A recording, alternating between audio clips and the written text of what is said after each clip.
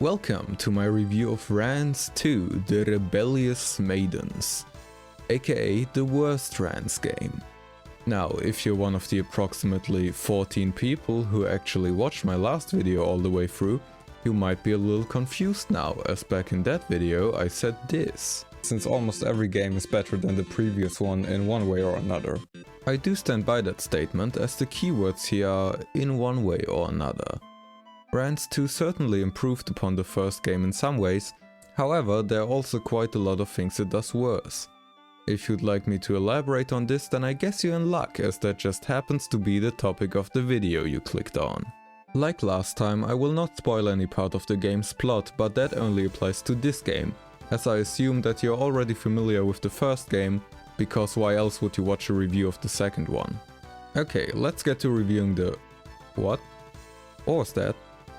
You want to know why it took me like a year to make a 10-minute video? Well, you see, one thing I should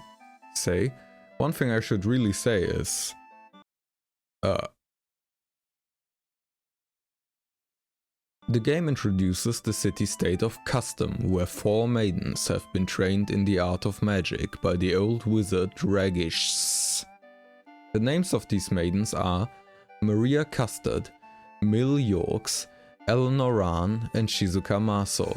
And no, the game doesn't seem to know how you actually spell these names, as they are spelled differently each time you encounter them. The goal of their training was for them to become strong mages who could eventually protect the town, but in a shocking turn of events, the 4 maidens became rebellious. You see, Ragish forged 4 powerful magic rings. One could even call them 4 rings of power. But no! Anyways, the rebellious maidens stole the rings of power and attacked their old master. This led to a battle in which Ragish died and the town got literally dragged underground. After this, the 4 witches erected a labyrinth into which they fled. And this is where Rance comes in. Since he was not able to keep the reward he earned at the end of the first game, he had to go back to earning money as an adventurer. Basically, his job in this game is to save the now ruined town and bring the hyper weapon of justice down upon those rebellious maidens. The game is, like the first one, an RPG. However, Rance II is much more focused on dungeon exploration rather than collecting information through talking to characters. That doesn't mean that that element is completely absent. After all, what would Rance be without weird dialogue? It's just that you spend the vast majority of the game exploring the dungeon and fighting monsters. But before we get to that, I do have to briefly talk about the parts of the game that take place in the actual town. Like in the first game, there are a lot of shops and other locations you can visit in town. These places are, on one hand, Ragish's mansion and the mayor's house, where you cannot buy anything but have to go at times to progress through the story, and on the other hand, the shops where you can exchange gold for certain goods. There's the item shop, where you can buy healing items, weapons and other items that can improve your stats. Then there's the bar, where you can buy a prostitute, the church, where you get healed by someone who looks like a prostitute, and lastly the info store, where you can buy information. So yeah, like the first game, it is a very simple system. However, simple does not necessarily mean bad. In fact, I found the parts of the game that take place in the city to be quite enjoyable, as unlike the first game, you actually have a chance to figure out what you're supposed to do. What I mean by that is that the first game had multiple occasions where you had no chance of figuring out what to do by simply thinking about the situation you're in logically. Like the time when you searched some boxes and did not find anything, only to search them again to find the glass of liquid. Or the time when you find a hammer and Rance throws it away saying he doesn't need it. So you have to take the hammer again because you do, in fact, need it. Or the time with the goddamn shoes that just appear in an empty closet that you had already searched. No, Rance II doesn't resort to that kind of tomfoolery. That's not to say everything is obvious. The game definitely doesn't hold your hand, but you can actually figure out what you need to do by thinking about it for a little while. Okay, to be honest, that only applies to the main story. You see, Rance II actually has some side quests that lead to sex scenes after you complete them, and some of these side quests are, well, to put it simply, impossible. At least if you don't wanna behave dishonorably and look up the solution online. And before you say skill issue, let me give you an example of such a side quest. Tomato, the owner of the item shop, wants you to find her pet mimic's mother, which is somewhere in the labyrinth. Now, the labyrinth isn't exactly small, but you could probably guess in which room it is relatively easily. Now, the difficult part is that in order to get to her presumed location, you need to deactivate some traps. And to deactivate those traps, you have to examine a specific field of the floor. And no, there's no indication where it could be, so have fun searching every field in this fucking room, and that's only if you actually figured out that you need to go to this room specifically and find a way to deal with said traps. And pretty much all the side quests are at least as bad as this one. Now, I did mention that the reward you get for completing a side quest is a sex scene, but are those sex scenes even worth it?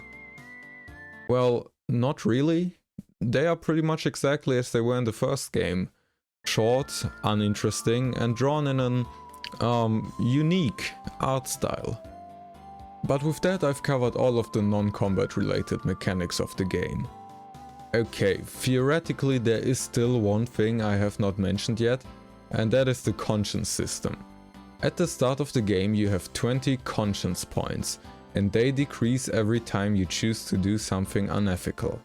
And if they reach 0, something bad will happen. Presumably. The reason I said that this system only exists in theory is because there actually is nothing you can do in this game that would cause your conscience to drop to 0. In fact, I'm pretty sure that there are only 2 events in this game where you can actually lose conscience points, and each time you only lose 2 points respectively. So this entire system is actually completely irrelevant. But I still felt the need to mention it, because frankly, I just find this funny. Okay, enough about the town section of the game. In conclusion, this part of the game is in no way extraordinary or mind-blowing, but it does its job well enough.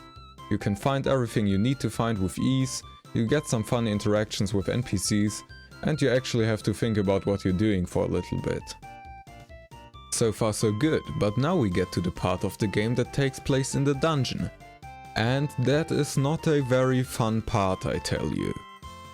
You spend the majority of your dungeon time solving puzzles, which I've already mentioned before because they usually lead you back to the town for one reason or another. So, as I already said, those are generally not bad, save for the side quests. My main problem is the combat, of which there is a lot. As you advance through the dungeon, you encounter monsters at random and have to deal with them. In other words, you're forced to engage with the game's combat system. Which is, well, not good. Okay, to be fair, it is a lot better than the first game's combat system. Then again, that is not a high bar at all, since that one was basically just spamming attack and sometimes using magic or an item to spice things up. Now, compared to that, this one has a lot more going on. The most obvious difference is that Rance does not have any magic attacks in this game, which makes sense, since Rance is a warrior, a class that should not be able to use magic. Because of this, you do not have magic points, but stamina points, that decrease every time you use an attack. You can either attack normally, or use a special move, which costs more SP, but deals more damage. To recover the stamina you used up, you can rest. You can of course also use items you bought at the item shop, and by items I mean healing items, because those are basically the only useful items you can actively use during combat.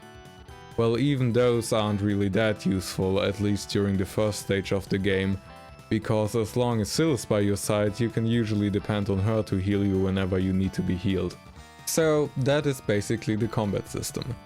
Is it better than that of the first game? Yes, it obviously is, but it is still far from what I would call engaging. Instead of simply spamming one attack like in the first game, your gameplay loop now consists of spamming one of 2 attacks, until you cannot do so anymore. Then you rest until your SP are full again, and then you can do all of that again, until the enemy is defeated. So yeah, not great, but if my main problem with the game is the combat system, and I have just established that it is in fact better than that of the first game, it should not be possible for me to call Rance II the worst Rance game, right? Wrong! The reason I find this game so incredibly frustrating is that, compared to the first game, you spend a much greater percentage of your time actually engaging in combat. In the first game, you spent maybe 40% of the game in dungeon-like environments. In Rance II it is closer to 90%, so you have to take up the sword more often. In addition to that, the fights just take way longer in Rance II. The average fight in Rance, the quest for Hikari, lasts around 6 seconds, not including boss fights. Rance II's fights have a comparable length in the beginning, but once you progress a little bit, they become quite long. In stage 4, even the weakest enemies can take up to 18 seconds, which does not sound like a lot, but when you meet one enemy after another, they become quite tedious.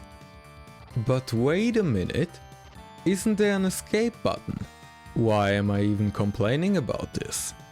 Why yes, there is indeed the option to escape and avoid combat altogether. The problem with that is that you need to kill monsters to earn XP, and at some point of the game you come across some boss fights which you can only beat by earning enough XP to level up to a certain point. So no matter how you slice it, you are forced to engage with the game's combat system. This would of course not be a problem if it was actually good, as I am usually not against forcing players to engage with gameplay mechanics.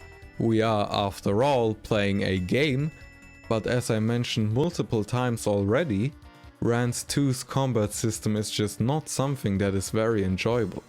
Another factor that contributes to the combat system just being boring as fuck is the absolute lack of variety in enemies. I mean, sure, there are weaker enemies and stronger enemies and of course boss battles, but the enemies being weak or strong only means that they have either a little or a lot of HP, and either deal a little or a lot of damage.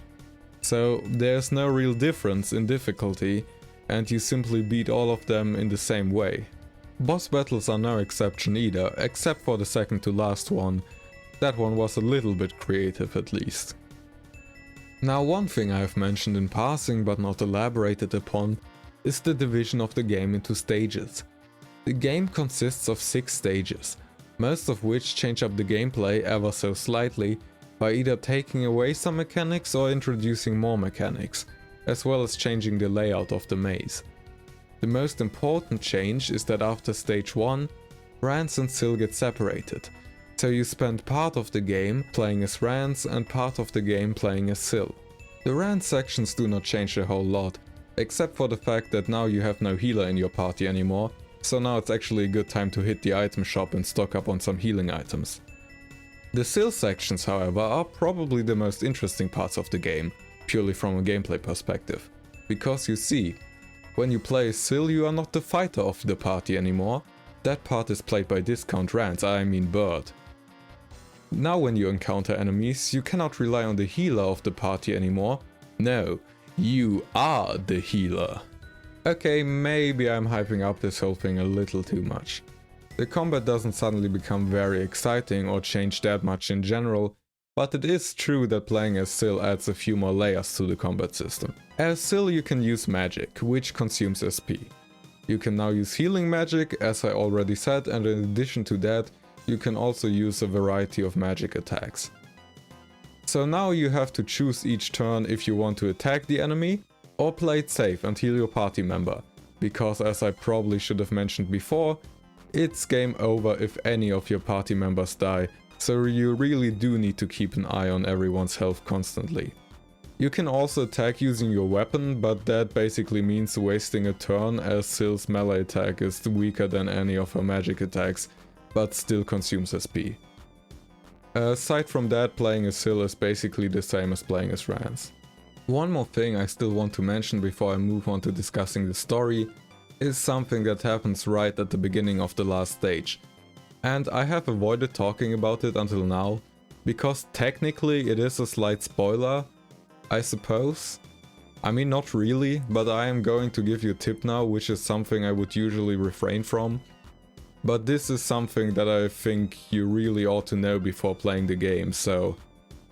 yeah, I don't know if this counts as a spoiler or not. It probably doesn't, but you have been warned, I guess. Anyways, at the beginning of the last stage, Rance and Syl are reunited. Shocking, I know. So now that you have your healer back, you might just think that you need not spend money on healing items anymore. This, however, is a potentially devastating error of thought, because you see, at the beginning of the stage a new shop appears in town. A shop that is selling energy medicine. And if you do not buy that shit at this point, you will not be able to complete the game. You see, you would be right in assuming that Syl is enough to heal both Rance and herself, but at the very end of the game there's a boss fight, during which your party consists of 3 members, which is just not something Syl can cope with. And as I said before, if even one of your team members dies, it's game over. The best part of this whole thing is that the game gives you the option to save right before starting the boss fight. So if you're a real master of bad judgment, you might just use the save point to override any chance of obtaining the energy medicine, thus ruining your entire playthrough. I for my part was lucky enough to not make the mistake of not buying the medicine on my first playthrough, but on my second playthrough I made this exact string of crucial misjudgments. And I can tell you, realizing the error of your ways after it is too late to do anything about it is a truly miserable experience. So long story short, buy the goddamn energy medicine as soon as you fucking can. Now for the story. The story is definitely an element of the game. Like with the first game, I struggle to find anything interesting to say about it, since the game's plot itself is just not very interesting. The whole story can be summarized with: Rance needs to defeat the 4 witches before encountering another very predictable plot twist. However, I would not call this a problem. I don't think the plot of the game was ever supposed to be its selling point. Instead, the plot is simply used as a bridge that gets you from one part of the game, i.e. a battle, a sex scene or funny interaction with a side character, to the next, and it fulfills this function relatively well. Indeed, I much prefer a simple story that makes enough sense to function, over a grand and complex story that fails in achieving its ambitions. Besides the actual sequence of events that one calls plot, the story is also full of inconsequential but deeply enjoyable interactions between Rance and the other characters.